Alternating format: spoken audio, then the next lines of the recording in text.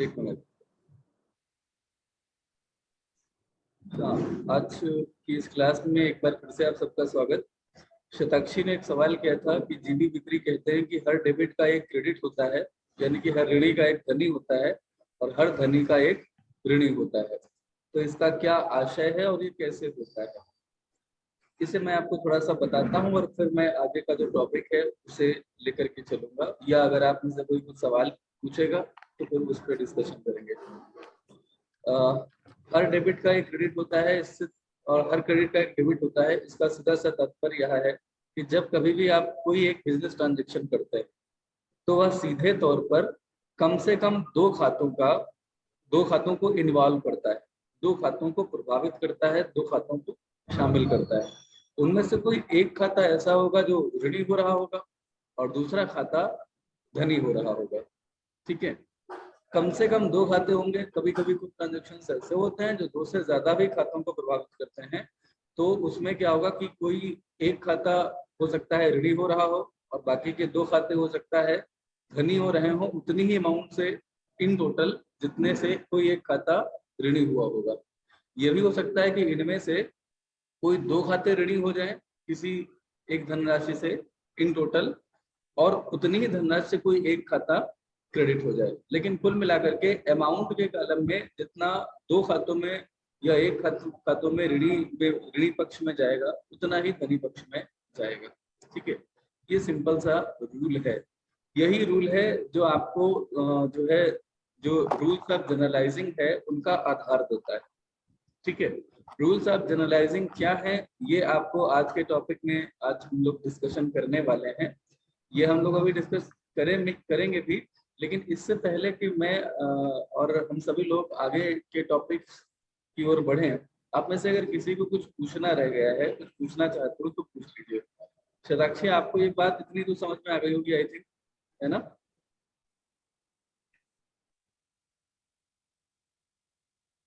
बोलिए बेटा। आपकी आवाज नहीं आ रही शताक्षी।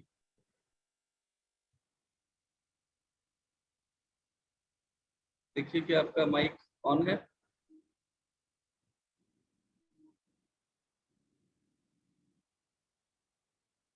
माइक तो इसका ऑन है लेकिन आवाज नहीं आ रही। ऐसा करो, हेडफोन एक बार निकाल करके दोबारा लगा लो फोन में। जब तक शताक्षी की आवाज आती है तब तक किसी को कुछ और पूछना हो तो कोई और बच्चा कुछ भी कहना चाहे तो कह सकता है।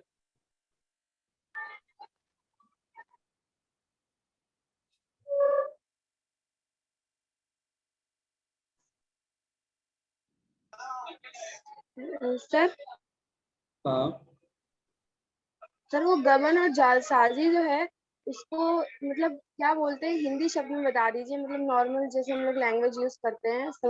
ओके, गबन के लिए अंग्रेजी में शब्द आता है स्कैम। आपने बहुत सुना होगा, घोटाला गबन कहलाता है। घोटाला यानी स्कैम। और जालसाजी का मतलब होता है फ्रॉड करना। ठीक है, जैसे किसी को फंसाना गलती से, तो जालसाजी, जाल का संबंध होता है किसी को फंसाने से, बांधने से।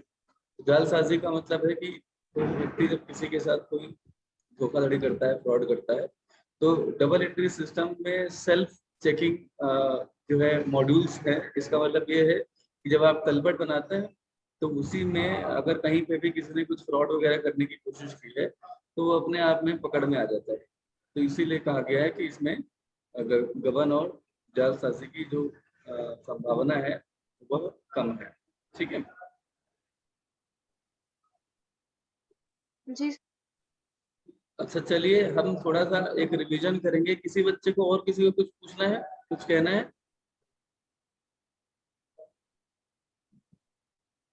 रिचा श्रीवास्तव और आस्था मिश्रा, मैं आपसे कितनी बार कहूंगी आप प्लीज कैमरा ऑन करिए। ठीक है, if you can not on your camera then please leave the class. Sir तबीयत ज्यादा सही नहीं है तो सर ऑन नहीं कर सकती कैमरा। एक बार फिर से बताइए, क्या कहा आपने? सर मेरी तबीयत सही नहीं है। ओके ओके, कोई बात नहीं। तो अभी अभी आराम से आप क्लास ज्वाइन करिए, नो प्रॉब्लम। ठीक है, तो क्लास कंटिन्यू करते हैं। और किसी को और कुछ कहना है अभी पुराने टॉपिक से रिलेटेड प्लीज?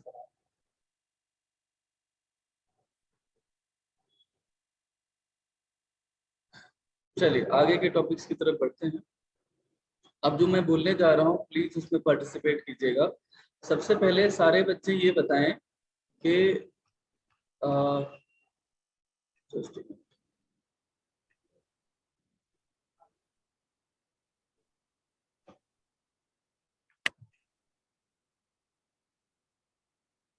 हाँ, जो खातों के 3 प्रकार थे या 2 प्रकार थे, उसमें कोई बहुत अंतर नहीं है। वो 3 प्रकार करके ही इस समय आप सीख लीजिए।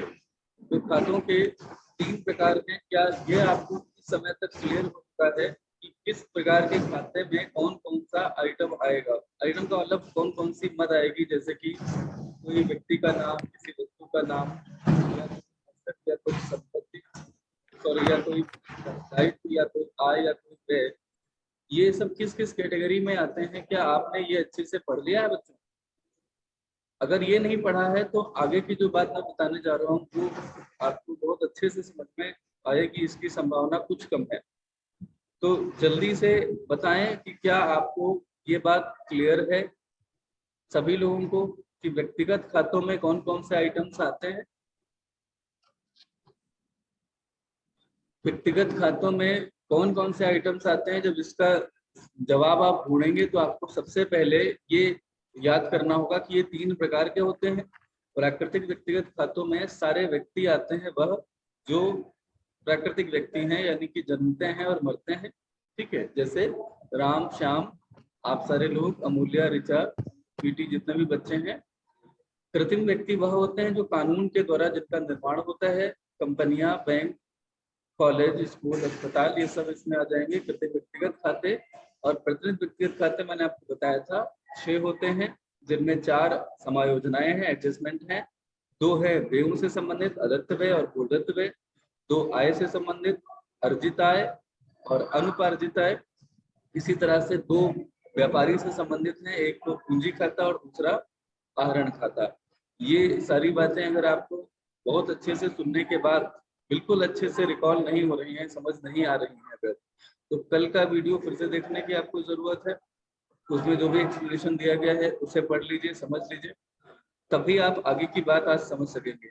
ठीक है, मैं ये भी देख रहा हूँ कि वीडियोस में जो व्यूज आ रहे हैं वो बहुत ज्यादा नहीं है। इससे ये पता चलता है कि आप सारे लोग यानी क्लास के सारे बच्चे उन वीडियोस को बहुत अच्छे से नहीं देख पा रहे हैं, रीजंस जो भी हैं। लेकिन अगर आप लापरवाही करेंगे इस मामले में तो पिछड़ सकते हैं, मुझे इस बात का डर है। तो प्लीज आप उन्हें देखें और समझें कि क्या क्या उनमें किस किस स्तर से कहा गया है। फिर उसके बाद में रियल अकाउंट आते हैं। इसमें बच्चों 2 प्रकार के रियल अकाउंट होते थे। एक तो होते थे मूर्त, टेंजिबल, जिन्हें देखा और छुआ जा सकता है, वो सब मूर्त होते हैं, टेंजिबल होते हैं।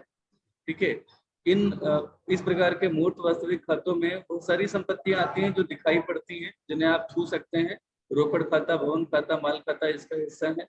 अमूर्त वास्तविक खातों में वह सब चीजें आती हैं जो है तो आपकी असेट, और असेट की तरह ही आपको लाभ अर्जित करने में सहायता करती हैं, लेकिन जिन्हें देख और छू नहीं सकते आप। उनमें ख्याति खाता आता है। ख्याति का मतलब होता है व्यापारी की पॉपुलैरिटी।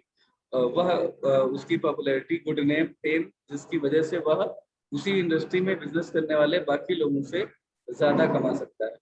एकस्व खाता, पेटेंट अकाउंट जो होते हैं, इनकी खासियत ये होती है कि आप कोई भी फार्मूला, आपने कोई भी वस्तु बना ली जो आपने ही डिजाइन की है बड़ी मेहनत से, आप नहीं चाहते कि कोई उसे उसी डिजाइन का या उसी उपयोगिता की वस्तु बना सके, तो आप अल्टीमेटली उसका रजिस्ट्रेशन करा लेते हैं एक तरह का गवर्नमेंट के पास।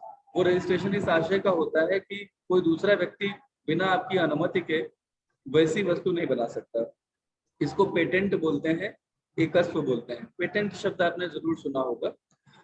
कॉपीराइट ये इंटेलेक्चुअल प्रॉपर्टी के लिए होता है। जैसे किसी ने कोई किताब लिखी है, किसी ने कोई म्यूजिक वीडियो अगर लॉन्च किया है तो उस पर उसका कॉपीराइट होता है। बगैर राइटर की अनुमति के आप उस कंटेंट का इस्तेमाल नहीं कर सकते। तो ये सब आपको इनकम कमाने में मदद करते हैं, इसीलिए संपत्ति है, लेकिन इन्हें देख नहीं सकते, छू नहीं सकते, इसीलिए ये अमूर्त, इंटेंजिबल कहलाता है। ये बार बार आपको मैं इसलिए बता रहा हूँ बच्चों, क्योंकि जब कभी भी कोई ट्रांजैक्शन होगा तो उसमें आपको सबसे पहले पहचानना पड़ेगा कि इस एक ट्रांजैक्शन में कौन से 2 खाते शामिल हैं। ये पहला चरण होगा, identifying the accounts involve in the transaction. व्यापारिक लेन देन में जो खाते शामिल हैं उनकी पहचान करना। This is the very first step of journalising. अगर आप चाहते हैं कि आप जर्नल एंट्री कर पाए तो आपको सबसे पहले क्या करना पड़ेगा, बिजनेस ट्रांजेक्शन्स को आप एनालाइज करेंगे और ये देखेंगे कौन कौन से खाते इसमें शामिल हैं। उसके बाद में आपको क्या करना पड़ेगा, ये जो आप अभी पढ़ रहे हैं खातों का वर्गीकरण, आपको ये पहचानना होगा सेकेंड स्टेप में, सेकेंड स्टेज में, कि ये जो दो खाते हैं इनमें से पहला खाता किस कैटेगरी में आता है, पर्सनल में, वास्तविक में या अवास्तविक में, और दूसरा खाता किस कैटेगरी में आता है। तो सेकेंड स्टेप क्या होगा, कैटेगरी की श्रेणी की पहचान करना, यानी कि आइडेंटिफाइंग द और you can say determining the category of the account involve, यानी कि जो अकाउंट इन्वॉल्व है आपके ट्रांजेक्शन में, आप ये देखेंगे कि उनमें से उन दोनों खातों की कौन सी कैटेगरी है, वो पर्सनल अकाउंट में आते हैं, रियल में आते हैं या अवास्तविक में आते हैं।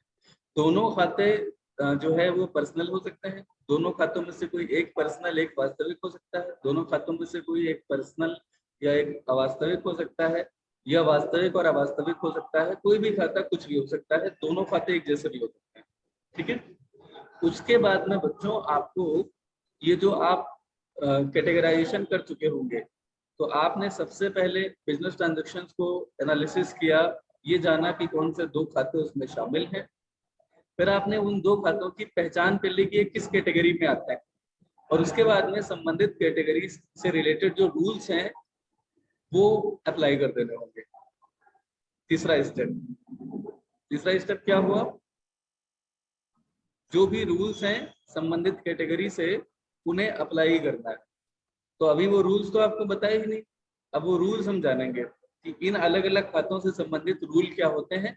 इससे पहले कि रूल्स पे जाएं, अवास्तविक खाते इनके बारे में भी एक लाइन में जान लीजिए। अवास्तविक खाते नॉमिनल अकाउंट होते हैं जिनकी उम्र अधिकतम साल भर हो सकती है, साल के प्रारंभ में यह शुरू होते हैं और साल के आखिर में या किसी अन्य खाते में इनका बैलेंस ट्रांसफर करके इन्हें खत्म कर दिया जाता है। ये जो खाते होते हैं इनमें कोई बैलेंस नहीं बचता कभी भी। ठीक है, ये आय से संबंधित होंगे, व्यय से संबंधित होंगे, लाभ हानि से संबंधित होंगे या रेवेन्यू से संबंधित होंगे। रेवेन्यू क्या होती है कौन बताएगा, कोई बता सकता है रेवेन्यू क्या है? कल के वीडियो में मैंने आपको बताया है।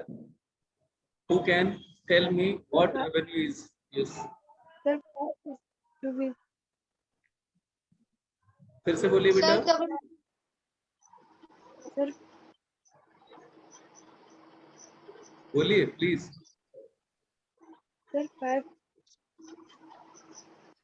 सर जब हम किसी वस्तु का विक्रय करते हैं तो उसके बाद उस वस्तु का विक्रय करने पे जो हमें आय प्राप्त होती है उसे रेवेन्यू कहते हैं। Yes, this is the answer. ऐसे बोलना चाहिए। बहुत अच्छा बोला आपने ताली, क्या बात है। तो आप समझ गए हैं कि रेवेन्यू का मतलब होगा कि जो भी हम विक्रय करेंगे उससे जो हमें आय प्राप्त होती है, वो प्राप्त हो या प्राप्य हो, मतलब तुरंत मिल जाए या बाद में मिले, डजंट एनी मैटर, लेकिन विक्रय मूल्य जो हमें मिलती है that is basically the revenue we are talking about. Hindi में इसको बोलते हैं क्या, कौन बताएगा? रेवेन्यू को हिंदी में क्या? आगम। आयकर। आगम बोलते हैं हिंदी में। तो चलिए अब हम इस समय जानेंगे, पेन उठा लीजिए और कॉपी उठा लीजिए और कहीं पे रफली अभी लिख लीजिए, बाद में इसे आपको अपनी नोटबुक में भी लिखना रहेगा। सबसे पहले आप लिखिए रूल्स ऑफ जर्नलाइजिंग, यानी कि रोजनामचा करने के नियम। रोजनामचा यानी जर्नल होता है, आप चाहे तो जर्नल ही लिख लीजिए, जर्नल बनाने के नियम। हेडिंग डाल लीजिए जर्नल बनाने के नियम।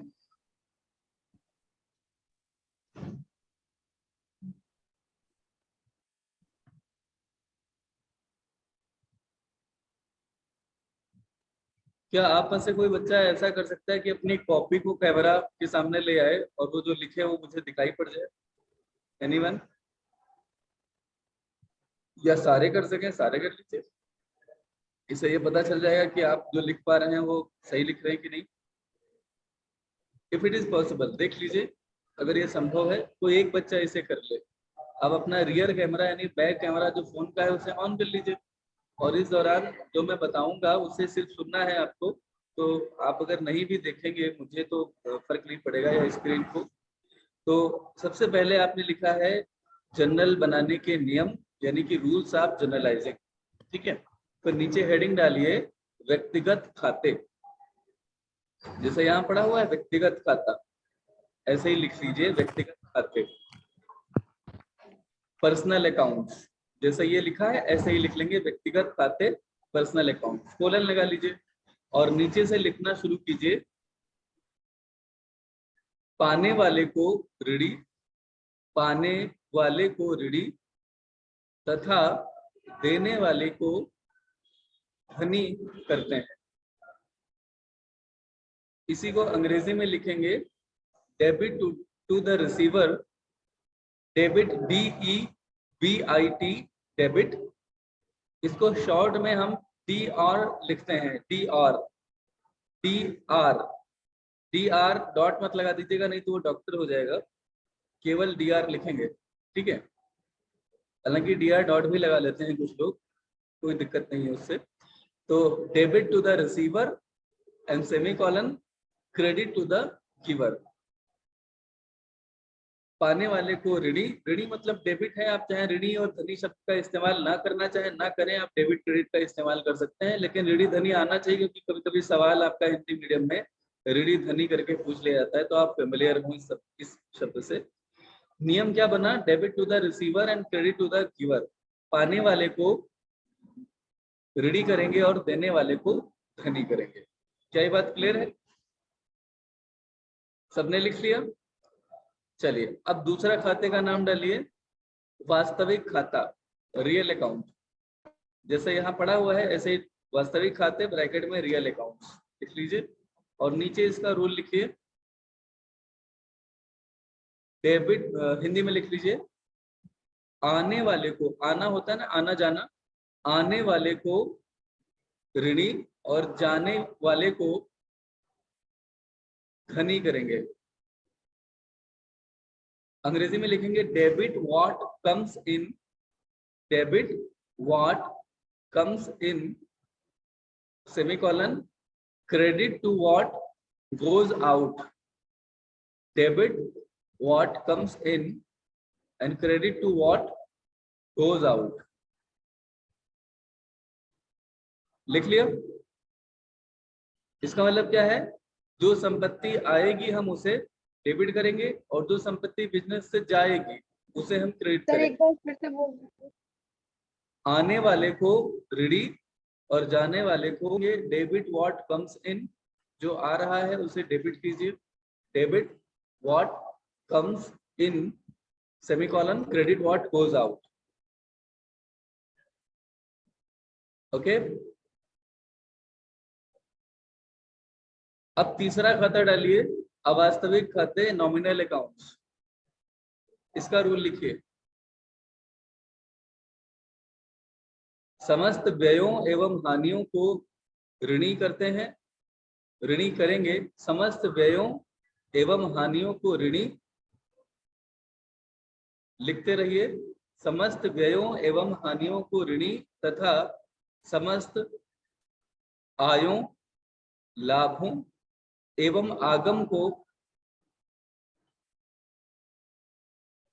समस्त आयों लाभों एवं आगम को धनी करेंगे या धनी करते हैं, एक ही बात है, ठीक है। फिर से बोल रहा हूं, समस्त व्ययों और हानियों को ऋणी करेंगे, समस्त आयों लाभों और आगम को धनी करेंगे। अंग्रेजी में लिख लीजिए debit to all expenses and losses, debit to all expenses and losses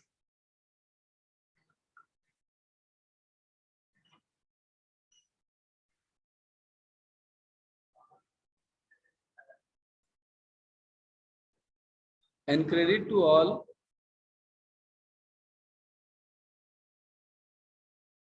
incomes, profits and revenue। चलिए अब स्क्रीन पे आ जाइए फोन की, जल्दी से इन्हें देख लीजिए। ये लिखे भी है आपकी किताब में।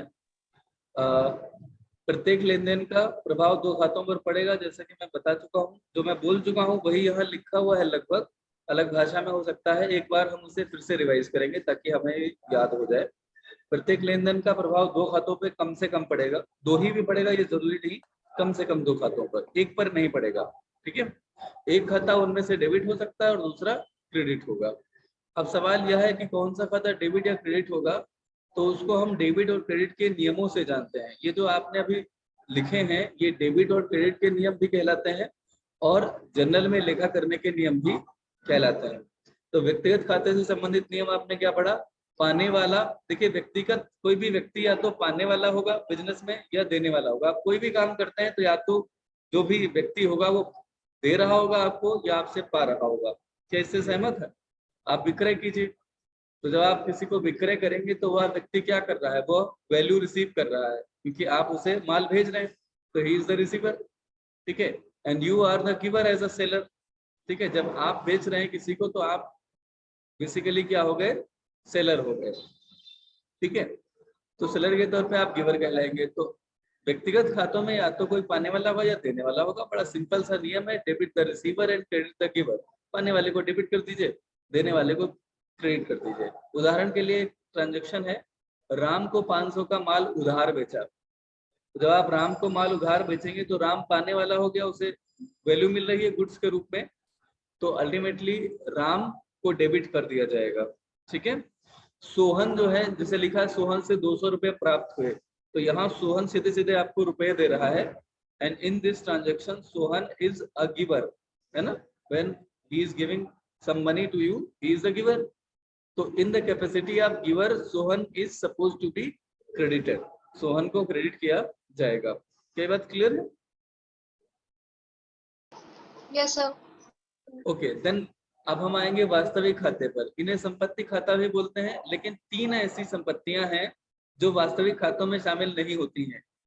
रिकैप है, कौन बताएगा कि ऐसी कौन सी संपत्तियां हैं वो?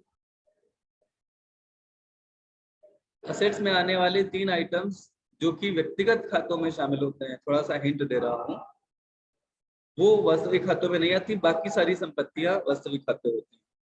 कोई बता सकता है? चले मैं फिर से बता रहा हूं। एक तो देनदार इसमें आते हैं, क्योंकि देनदार व्यक्ति ही होगा कोई ना कोई, तो वो तो पहले से ही पर्सनल अकाउंट हो गया। दूसरा, 2 आइटम थे एडजस्टमेंट से रिलेटेड, जिन्हें अभी हमने नॉमिनल अकाउंट में पढ़ा था। एक क्लू दे रहा हूं अगर कोई बोल सके। देखिए जो भी एडजस्टमेंट थी, 4 एडजस्टमेंट है। एक एडजस्टमेंट है, 2 एडजस्टमेंट हैं व्ययों से और आयों से संबंधित। व्यय से संबंधित एक एडजस्टमेंट थी प्रीपेड एक्सपेंस, वह भी संपत्ति होते हैं लेकिन वह रिप्रेजेंटेटिव पर्सनल अकाउंट की कैटेगरी में आते हैं। इसी तरह से एक्रूड इनकम, यह भी संपत्ति होती है लेकिन यह भी रिप्रेजेंटेटिव पर्सनल अकाउंट में आते हैं। तो ये 3 आइटम है, फिर से बोल रहा हूँ, देनदार, प्रीपेड एक्सपेंसेस, देनदार यानी debtors, prepaid expenses and accrued income. These are the assets. Even then they doesn't come into this category of real account. They are not real account, they are personal account. Except these 3 assets, all assets are considered into this category which is called as real account. Yes or no? इससे related नियम क्या है? जो आता है उसे debit कीजिए और जो जाता है उसे क्रेडिट कीजिए। असेट्स आ सकती हैं, जा सकती है। असेट तब आते हैं जब हम उन्हें खरीद के लाते हैं, ठीक है, और वो जाती तब है जब हमने बेच देते हैं। ये सर नो, या वो नष्ट हो जाए किसी कारण से तो खत्म हो रही, जा रही। तो जब कभी भी कोई एसेट खरीद के लाएंगे तो हम उसे डेबिट करेंगे हमेशा।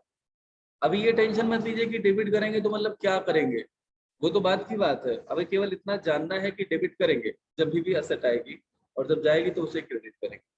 फिर बात करते हैं अवास्तविक खातों की, इनसे संबंधित नियम आपके सामने देखिए। हाँ, इसमें एक ट्रांजेक्शन है उदाहरण का, ये भी देख लीजिए।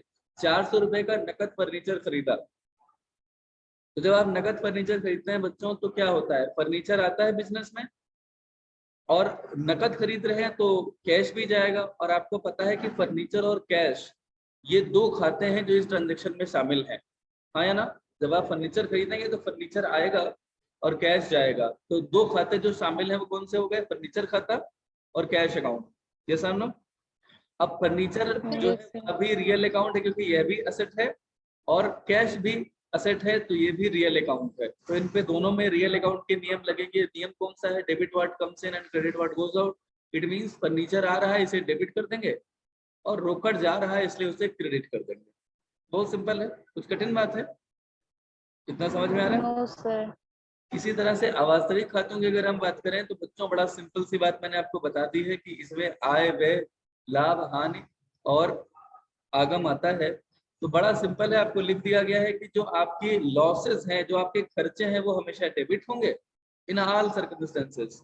ठीक है, they are to be debited and gains and incomes they are always to be credited. It's very simple.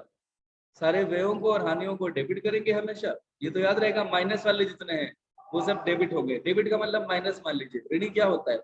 Minus में ही तो होता है, नुकसान में ही तो होता है। ऋणी को माइनस मान लीजिए, धनी यानी प्लस। आप धन को प्लस से ही तो डिनोट करते हैं। तो अगर आप समझें, आपका अगर नुकसान हो जाए या खर्चा हो जाए तो आप माइनस में है, लॉस में है, तो उसे ऋणी करना है। और इसी तरह से अगर आपकी इनकम बढ़ रही है या आपका लाभ बढ़ रहा है या आपकी आय बढ़ रही है क्योंकि आपने कोई वस्तु बेची है, तो ये सब आपके क्रेडिट वाली बातें हैं, ये सब प्लस वाली बातें, इन्हें हमेशा क्रेडिट करेंगे। तो इतनी बात आज आपको केवल समझनी थी। इसके अलावा कुछ और अन्य नियम है जो यहाँ पर आपको नजर आ रहे हैं, जल्दी से इन्हें देख लीजिए, सुन लीजिए। खाते व्यापार के बनाए जाते हैं और ये व्यापारी के लिए नहीं बनाए जाते। जब व्यापार के खाते बनाए जाते हैं, व्यापारी के नहीं, जब हम ये बोलते हैं तो हम ये पढ़ रहे होते हैं कि सेपरेट एंटाइटी कॉन्सेप्ट एक है, यानी कि पृथक अस्तित्व की अवधारणा आपने पढ़ी थी जिसमें व्यापारी और व्यापार दोनों अलग अलग माने जाते हैं। तो ये हमेशा ध्यान रखिएगा कि व्यापार अलग है, व्यापारी अलग है। उदाहरण एक है यहाँ पे कि मोहन से 200 रुपये प्राप्त किए, तो यहाँ व्यापारी पाने वाला नहीं है बल्कि व्यापार को रोकड़ मिला है, ध्यान रखिएगा। तो ये रोकड़ कहाँ आएगा? व्यापार में आएगा, ना कि व्यापारी। भले मान लिया व्यापारी गया है, मान लिया आप व्यापारी हैं एक, और आप अपने यहाँ खुद ही अकाउंटिंग कर रहे हैं और आपके कोई देनदार हैं सोहन, उन्होंने आपको 200 रुपये दिए, तो आप यहाँ पर ये मत मान लीजिएगा कि मैं मोहन और मोहन तो पाने वाला है तो मैं मोहन को यहाँ पे डेबिट कर दूं। पहली बात तो ये ध्यान रखिएगा कि व्यापारी का नाम कहीं नहीं आता, वो मैंने पहले ही बता दिया। ठीक है, व्यापारी के लिए पूंजी खाता और आहरण खाता आता है, लेकिन पूंजी खाता सिर्फ तब यूज किया जाएगा जब व्यापारी बिजनेस को कुछ दे रहा हो। अगर व्यापारी को कुछ मिला है तो व्यापारी को नहीं मिला, वो व्यापार को मिला है। और व्यापार को मिला है अर्थात क्या हुआ कि व्यापार में कैश आ रहा है, तो कैश अकाउंट डेबिट होगा क्योंकि कैश आ रहा है, व्यापारी डेबिट नहीं होने वाला। ये बात क्लियर? इसी तरह से अगर मोहन देने वाला है तो यहाँ मोहन देने वाला हो गया क्योंकि मोहन व्यापारी नहीं है, तो he in the capacity of a giver is to be credited, his account is to be credited. Okay, दूसरा नियम है दोहरा लेखा प्रणाली के अनुसार व्यापार के स्वामी के नाम से कोई खाता नहीं खोला जाता, पूंजी और आहरण खाते खोले जाते हैं, जिन पे हम ऑलरेडी डिस्कशन कर चुके हैं। तीसरा पॉइंट, लेखा करते समय व्यक्तिगत खातों के साथ हम अकाउंट शब्द का इस्तेमाल नहीं करते, उनको केवल और केवल नाम के साथ लिख दिया जाता है। जैसे सोहन अकाउंट नहीं लिखा जाएगा, केवल सोहन लिख देते हैं, केवल सोहन शब्द का इस्तेमाल करते हैं। लेकिन अगर आपको अकाउंट लिखना अनिवार्य हो तो आप एपोस्ट्रोफी एस लगा करके लिख सकते हैं, सोहन्स अकाउंट। ठीक है, लेकिन जब केवल सोहन से काम चल रहा है तो फिर क्यों सोहन्स अकाउंट लिखे? ठीक है, एक देहात में कहावत चलती है कि अगर पौवा भर से काम चले तो झुगवा भर नहीं उड़ना चाहिए। इसका मतलब ये है कि अगर सोहन से काम चल रहा है तो सोहन अकाउंट लिखने की जरूरत नहीं है। आज के लिए सिर्फ इतना ही। यहाँ पर आपको एक काम और घर पे करना है, ये जर्नल का एक यहाँ पे फॉर्मेट है, ये बेसिकली 5 कॉलम है, यही कॉलम बना करके आपको जर्नलाइजिंग करनी रहेगी। पहला कॉलम होता है जिसमें डेट लिखी जाती है, दूसरी में डिटेल्स आती हैं, वही जिनको हमने डेबिट क्रेडिट करना सुना है। कैसे होगा ये बात की बात है, इसमें ही एंट्री की जाती है पर्टिकुलर्स में।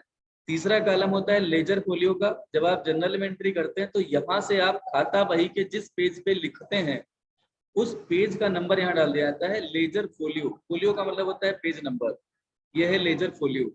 और जो खाता डेबिट होता है उसकी रकम यहाँ डेबिट के कॉलम में लिखी जाएगी, चौथे कॉलम में, और जो खाता क्रेडिट हो रहा होगा उसकी अमाउंट यहाँ पर लिखी जाएगी। ठीक है, यही बात नीचे इन्होंने पॉइंट्स में बताए हैं। डेबिट और क्रेडिट क्या होता है इसे हम कल पढ़ेंगे, आज के लिए केवल इतना बच्चों। ठीक है, आज जो पढ़ाया है प्लीज इसको अच्छे से रिवाइज कर लीजिए। अगर आप में से कोई कुछ एक्स्ट्रा देना चाहता है, उसको लगता है कि वह सबसे आगे रहना चाहता है, तो उसे एक्स्ट्रा अपना देना है।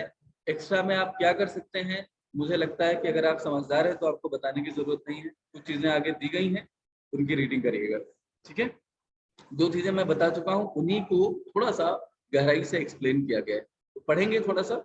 और जो चीजें नहीं पढ़ेंगे अगर उसमें भी कोई डाउट होगा तो सबसे पहले जब क्लास की शुरुआत करेंगे तो आप उससे डिस्कशन में ले सकेंगे। तो आज के लिए बच्चों मेरी तरफ से इतना ही। बहुत अच्छे से पढ़ना शुरू कर दीजिए, जो रूल्स लिखवाए हैं वो याद होने चाहिए। जैसे ही आपसे कहा जाए पर्सनल अकाउंट तो तुरंत आप बोल सकें debit to the receiver and credit to the giver. Okay, इतनी कैपेसिटी आज डेवलप कर लीजिए, अच्छे से इन रूल्स को याद कर लीजिए।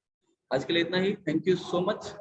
और ऐसे ही आप लोग पार्टिसिपेट करते रहे, कोई करे ना करे, आपको अपना काम करना है क्योंकि आपको सबसे आगे रहना है। ठीक है, okay girls, thank you so much, God bless, bye bye. Have a nice day, Have a sir. nice day, sir. Thank you sir. खुश रहिए।